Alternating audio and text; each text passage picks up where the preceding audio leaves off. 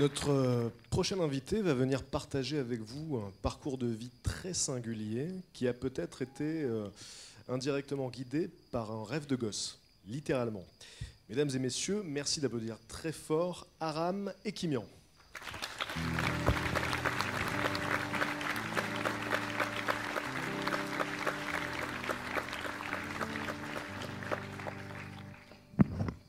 Bonsoir. Merci Patrick. Je vais vous raconter une histoire qui est la mienne. Quand Patrick m'a demandé de raconter une histoire qui sort de l'ordinaire, je pensais que je pouvais peut-être raconter la mienne. Donc comme mon nom l'indique, je suis d'origine arménienne, né à Istanbul. Et je ne suis pas en France, je ne suis pas la première génération, je ne fais pas partie de la première génération, car mes grands-parents, avec ces 3 enfants, ils ont déjà immigré dans les années 20, installés dans la région de Lyon, pour une meilleure vie. Mais malheureusement, les choses ne sont pas passées comme ils espéraient. Ma tante, elle est décédée rapidement de tuberculose. Et puis mes grands-parents, ils l'ont suivi. Ils ont été emportés par le chagrin.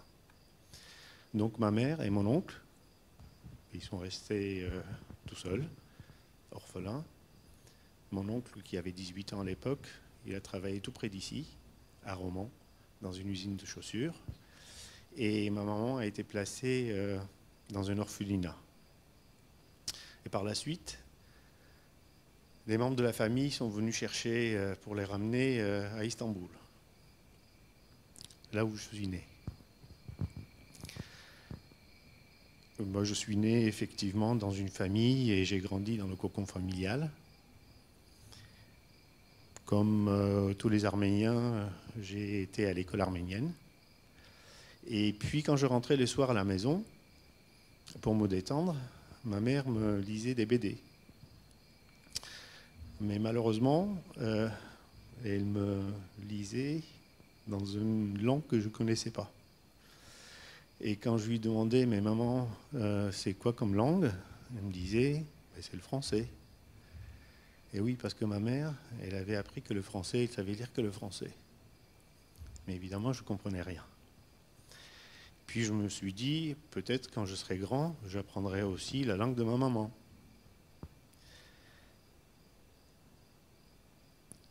Je suis aussi grandi dans un environnement cinéphile, parce qu'ils étaient tous cinéphiles dans la famille.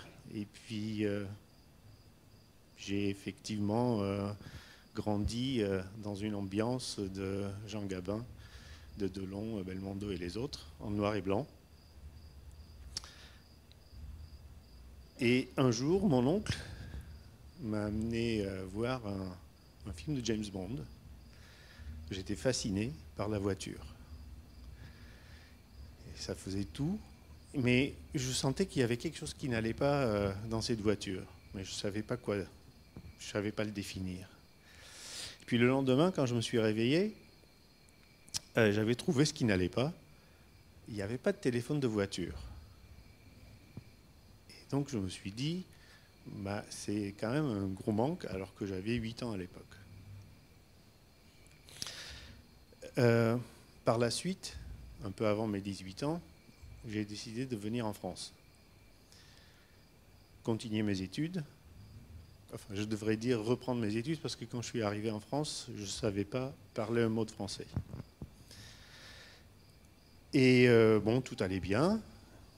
Mais un jour, j'ai appris que l'administration française ne voulait pas de moi, donc il fallait que je quitte la France. Donc, dans le stress, la peur de quitter la France, a fait que j'ai développé une maladie très rare, dont les remèdes n'étaient pas connus. Donc j'ai passé 2 ans de ma vie dans les hôpitaux, pris en charge par une équipe formidable à l'hôpital Henri Mondor de Créteil, qui ont fait que, dans mon malheur, j'ai pu rester en France, parce qu'ils voulaient que je reste en France. Alors c'était un peu pénible, parce que je passais presque toutes mes vacances dans l'hôpital, avec les mêmes équipes, et y compris mes mercredis après-midi après les cours. Et les choses ne se sont pas vraiment arrangées. Un jour, je me rappelle, j'étais sur mon lit, puis il y a la porte qui frappe, le psychologue qui rentre. Quand vous avez 20 ans, ça fait drôle.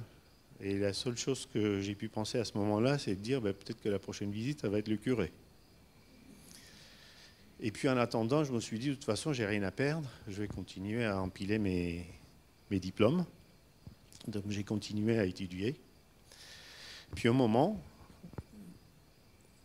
dans les années début 80, les choses se sont allées mieux pour moi. La maladie régressait. Et puis j'ai eu la chance aussi de rencontrer ma femme, avec laquelle je me suis marié, avant même que je finisse mes études.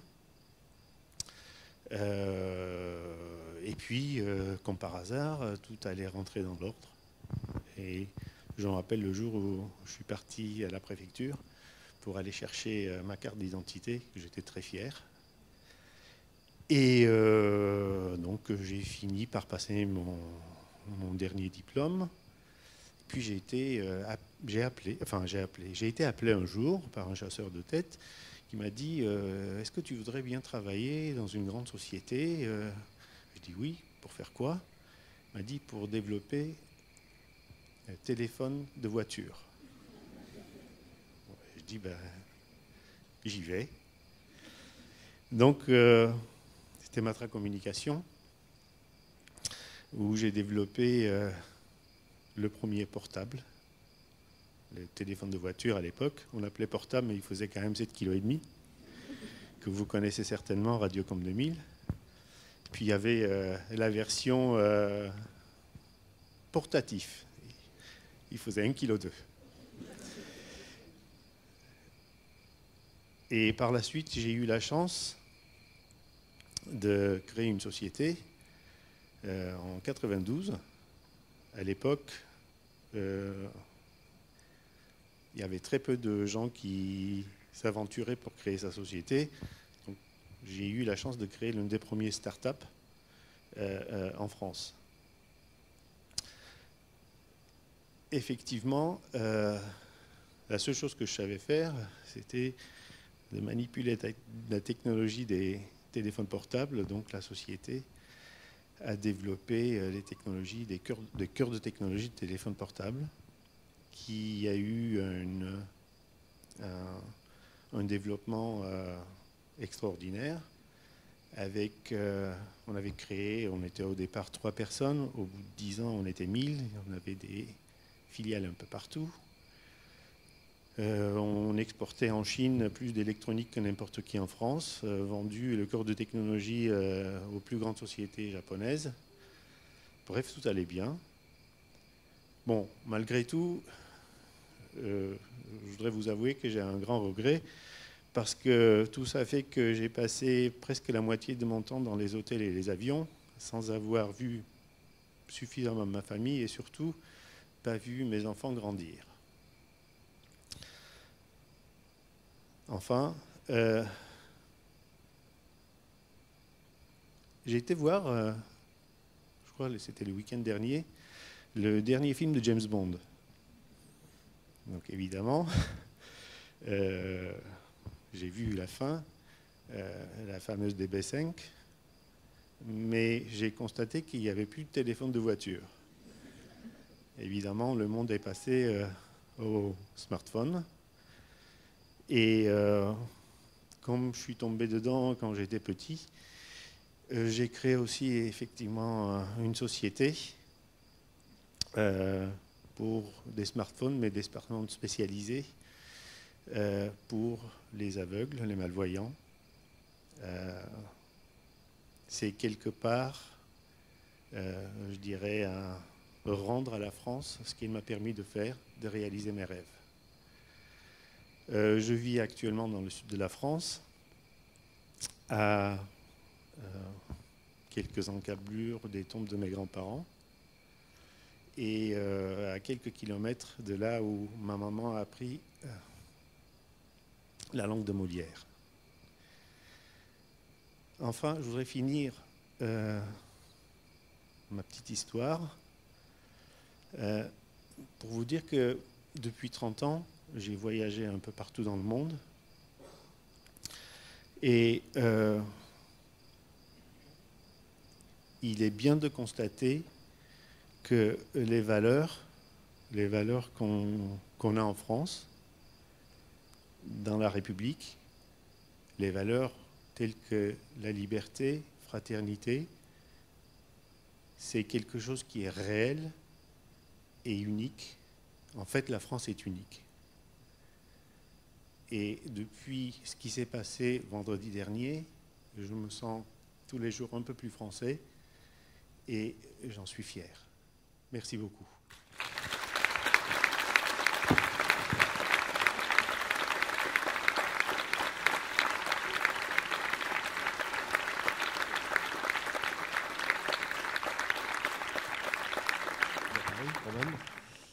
Je vais passer le micro à Ben, qui va vous dire un petit mot.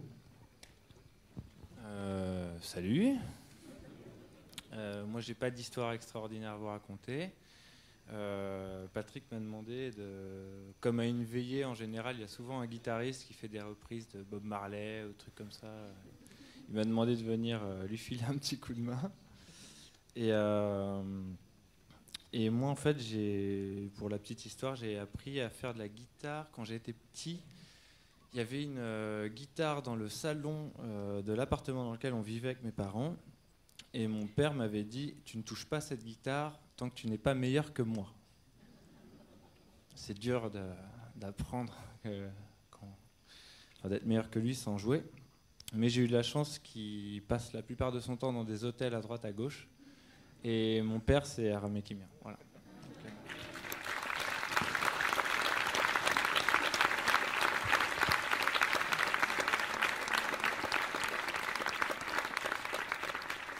Et il est formidable, malgré tout. Et on a décidé de jouer des morceaux que tout le monde peut connaître pour qu'on puisse tous chanter ensemble, pour vivre vraiment des moments... Tout le monde raconte des histoires assez extraordinaires. Donc c'est une soirée pleine d'émotions, en plus avec ce qui s'est passé vendredi dernier. Je pense que c'est important qu'on fasse un truc tous ensemble. Voilà.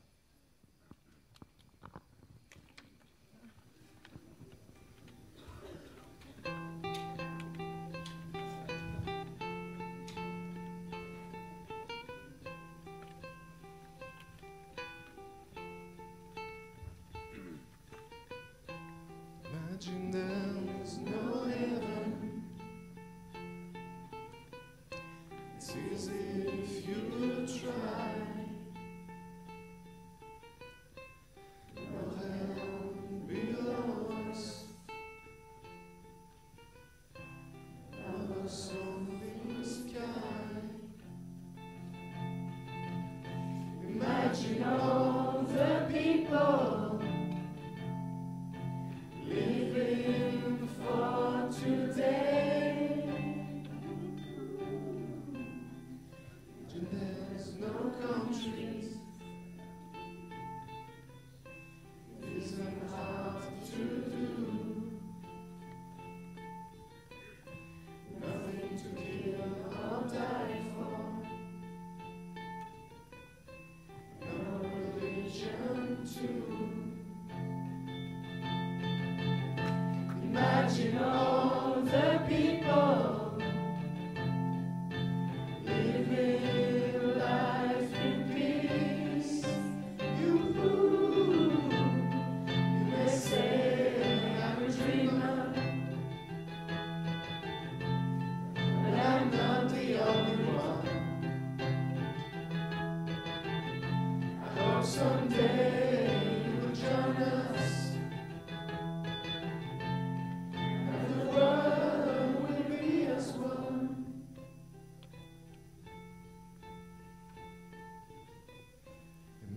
touching our possessions.